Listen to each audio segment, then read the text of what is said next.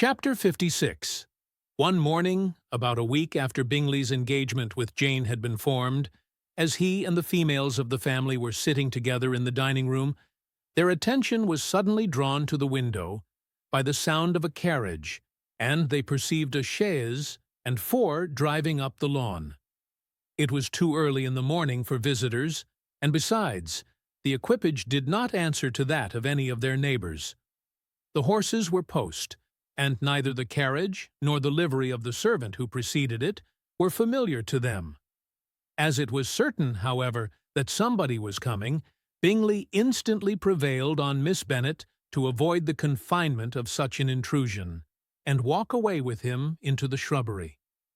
They both set off, and the conjectures of the remaining three continued, though with little satisfaction, till the door was thrown open and their visitor entered. It was Lady Catherine de Bourgh. They were, of course, all intending to be surprised, but their astonishment was beyond their expectation, and on the part of Mrs. Bennet and Kitty, though she was perfectly unknown to them, even inferior to what Elizabeth felt. She entered the room with an air more than usually ungracious, made no other reply to Elizabeth's salutation than a slight inclination of the head, and sat down without saying a word. Elizabeth had mentioned her name to her mother on her ladyship's entrance, though no request of introduction had been made. Mrs. Bennet, all amazement, though flattered by having a guest of such high importance, received her with the utmost politeness. After sitting for a moment in silence, she said very stiffly to Elizabeth, "I hope you are well, Miss Bennet. That lady, I suppose, is your mother." Elizabeth replied very concisely that she was. "And that, I suppose, is one of your sisters." "Yes, madam," said Mrs. Bennet, delighted to speak to a Lady Catherine. "She is my youngest girl, but one. My youngest of all is lately married, and my eldest is somewhere about the grounds, walking with a young man who, I believe, will soon become a part of the family." "You have a very small park here," returned Lady Catherine after a short silence. "It is nothing in comparison of Rosings, my lady, I dare say, but I assure you it is much larger than Sir William Lucas's. This must be a most inconvenient sitting-room for the evening in summer. The windows are full west." Mrs. Bennet assured her that they never sat there after dinner, and then added, "May I take the liberty of asking your ladyship whether you left Mr. and Mrs. Collins well?" "Yes, very well. I saw them the night before last." Elizabeth now expected that she would produce a letter for her from Charlotte, as it seemed the only probable motive for her calling. But no letter appeared, and she was completely puzzled. Mrs. Bennet, with great civility, begged her ladyship to take some refreshment, but Lady Catherine very resolutely, and not very politely, declined eating anything, and then, rising up, said to Elizabeth, "Miss Bennet, there seemed to be a prettyish kind of a little wilderness on one side of your lawn. I should be glad to take a turn in it, if you will favour me with your company." "Go, my dear," cried her mother, "and show her ladyship about the different walks. I think she will be pleased with the hermitage." Elizabeth obeyed, and running into her own room for her parasol, attended her noble guest downstairs. As they passed through the hall, Lady Catherine opened the doors into the dining-parlour and drawing-room, and pronouncing them, after a short survey, to be decent-looking rooms, walked on. Her carriage remained at the door, and Elizabeth saw that her waiting-woman was in it. They proceeded in silence along the gravel walk that led to the copse. Elizabeth was determined to make no effort for conversation with a woman who was now more than usually insolent and disagreeable.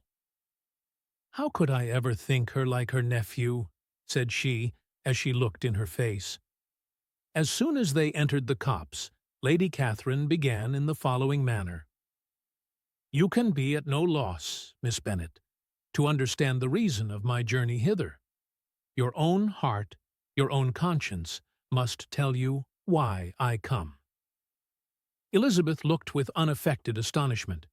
"Indeed, you are mistaken, madam. I have not been at all able to account for the honor of seeing you here."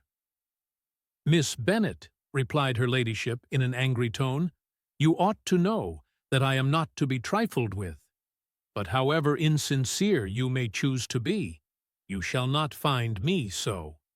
My character has ever been celebrated for its sincerity and frankness, and in a cause of such moment as this, I shall certainly not depart from it. A report of a most alarming nature reached me 2 days ago. I was told that not only your sister was on the point of being most advantageously married, but that Miss Elizabeth Bennet, would, in all likelihood, be soon afterwards united to my nephew, my own nephew, Mr. Darcy.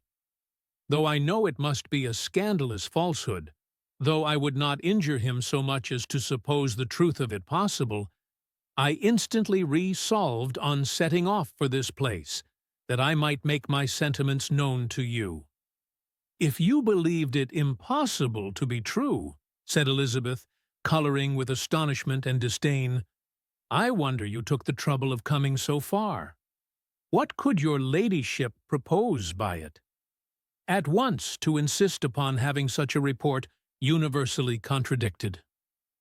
"Your coming to Longbourn to see me and my family," said Elizabeth coolly, "will be rather a confirmation of it, if, indeed, such a report is in existence." "If? Do you then pretend to be ignorant of it? Has it not been industriously circulated by yourselves? Do you not know that such a report is spread abroad?" "I never heard that it was." "And can you likewise declare that there is no foundation for it?" "I do not pretend to possess equal frankness with your ladyship. You may ask questions which I shall not choose to answer." "This is not to be borne. Miss Bennet, I insist on being satisfied. Has my nephew, made you an offer of marriage?" "Your ladyship has declared it to be impossible." "It ought to be so, it must be so, while he retains the use of his reason. But your arts and allurements may, in a moment of infatuation, have made him forget what he owes to himself and to all his family. You may have drawn him in. If I have, I shall be the last person to confess it. Miss Bennet, do you know who I am? I have not been accustomed to such language as this. I am almost the nearest relation he has in the world, and am entitled to know all his dearest concerns. But you are not entitled to know mine, nor will such behavior as this ever induce me to be explicit. Let me be rightly understood.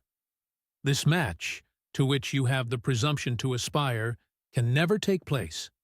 No, never. Mr. Darcy is engaged to my daughter. Now, what have you to say? Only this, that if he is so, you can have no reason to suppose he will make an offer to me." Lady Catherine hesitated for a moment, and then replied, "The engagement between them is of a peculiar kind. From their infancy, they have been intended for each other. It was the favorite wish of his mother, as well as of hers. While in their cradles, we planned the union. And now, at the moment when the wishes of both sisters would be accomplished in their marriage, to be prevented by a young woman of inferior birth, of no importance in the world, and wholly unallied to the family. Do you pay no regard to the wishes of his friends? To his tacit engagement with Miss de Bourgh? Are you lost to every feeling of propriety and delicacy? Have you not heard me say that from his earliest hours he was destined for his cousin? Yes, and I had heard it before. But what is that to me? If there is no other objection to my marrying your nephew, I shall certainly not be kept from it by knowing that his mother and aunt wished him to marry Miss de Bourgh. You both did as much as you could in planning the marriage. Its completion depended on others. If Mr. Darcy is neither by honor nor inclination confined to his cousin, Why is not he to make another choice? And if I am that choice, why may not I accept him? Because honor, decorum, prudence, nay, interest, forbid it. Yes, Miss Bennet, interest. For do not expect to be noticed by his family or friends if you willfully act against the inclinations of all. You will be censured, slighted, and despised by everyone connected with him. Your alliance will be a disgrace. Your name will never even be mentioned by any of us. "These are heavy misfortunes," replied Elizabeth. "But the wife of Mr. Darcy must have such extraordinary sources of happiness necessarily attached to her situation, that she could, upon the whole, have no cause to repine. Obstinate, headstrong girl! I am ashamed of you. Is this your gratitude for my attentions to you last spring? Is nothing due to me on that score? Let us sit down. You are to understand, Miss Bennet, that I came here with the determined resolution of carrying my purpose, nor will I be dissuaded from it. I have not been used to submit to any person's whims. I have not been in the habit of brooking disappointment. That will make your ladyship's situation at present more pitiable, but it will have no effect on me. I will not be interrupted. Hear me in silence. My daughter and my nephew are formed for each other. They are descended, on the maternal side, from the same noble line, and, on the father's, from respectable, honorable, and ancient, though untitled, families. Their fortune on both sides is splendid.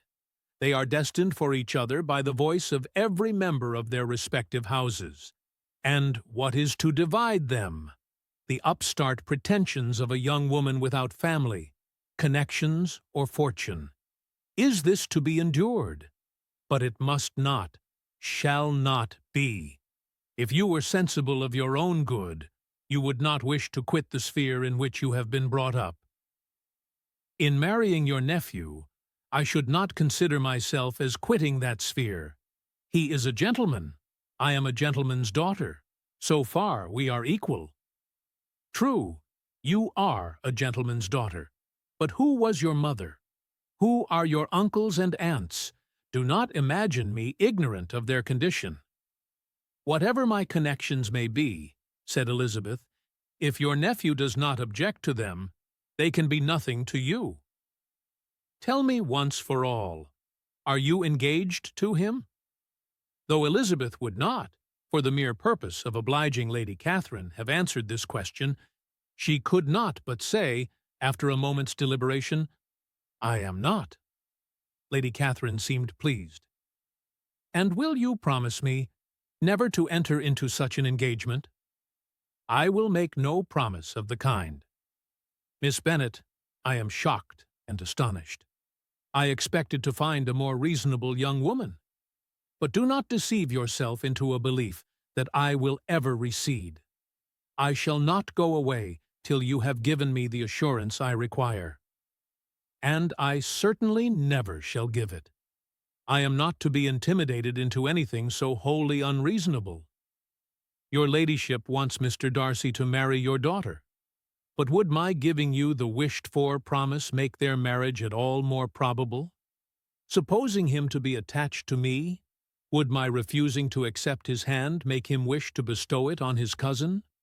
Allow me to say, Lady Catherine, that the arguments with which you have supported this extraordinary application have been as frivolous as the application was ill-judged. You have widely mistaken my character, if you think I can be worked on by such persuasions as these. How far your nephew might approve of your interference in his affairs, I cannot tell, but you have certainly no right to concern yourself in mine. I must beg, therefore, to be importuned no farther on the subject. Not so hasty, if you please. I have by no means done. To all the objections I have already urged, I have still another to add. I am no stranger to the particulars of your youngest sister's infamous elopement. I know it all, that the young man's marrying her was a patched-up business, at the expense of your father and uncles, And is such a girl to be my nephew's sister? Is her husband, is the son of his late father's steward, to be his brother? Heaven and earth, of what are you thinking? Are the shades of Pemberley to be thus polluted? You can now have nothing further to say, she resentfully answered. You have insulted me in every possible method. I must beg to return to the house. And she rose as she spoke. Lady Catherine rose also, and they turned back. Her ladyship was highly incensed. You have no regard, then, for the honor and credit of my nephew. Unfeeling, selfish girl. Do you not consider that a connection with you must disgrace him in the eyes of everybody? Lady Catherine, I have nothing further to say. You know my sentiments. You are then resolved to have him? I have said no such thing. I am only resolved to act in that manner which will, in my own opinion, constitute my happiness, without reference to you, or to any person so wholly unconnected with me. It is well. You refuse, then, to oblige me. You refuse to obey the claims of duty, honor, and gratitude. You are determined to ruin him in the opinion of all his friends, and make him the contempt of the world. Neither duty, nor honor, nor gratitude, replied Elizabeth, have any possible claim on me in the present instance. No principle of either would be violated by my marriage with Mr. Darcy. And with regard to the resentment of his family, or the indignation of the world, if the former were excited by his marrying me, it would not give me one moment's concern, and the world in general would have too much sense to join in the scorn. And this is your real opinion. This is your final resolve. Very well. I shall now know how to act. Do not imagine, Miss Bennet, that your ambition will ever be gratified. I came to try you. I hope to find you reasonable. But, depend upon it, I will carry my point. In this manner Lady Catherine talked on, till they were at the door of the carriage, when, turning hastily round, she added, I take no leave of you, Miss Bennet. I send no compliments to your mother. You deserve no such attention. I am most seriously displeased. Elizabeth made no answer, and without attempting to persuade her ladyship to return into the house, walked quietly into it herself. She heard the carriage drive away as she proceeded upstairs. Her mother impatiently met her at the door of the dressing-room to ask why Lady Catherine would not come in again and rest herself. She did not choose it, said her daughter. She would go. She is a very fine-looking woman, and her calling here was prodigiously civil. For she only came, I suppose, to tell us the Collinses were well. She is on her road somewhere, I dare say, and so, passing through Meryton, thought she might as well call on you. I suppose she had nothing particular to say to you, Lizzie. Elizabeth was forced to give in to a little falsehood here, for to acknowledge the substance of their conversation was impossible.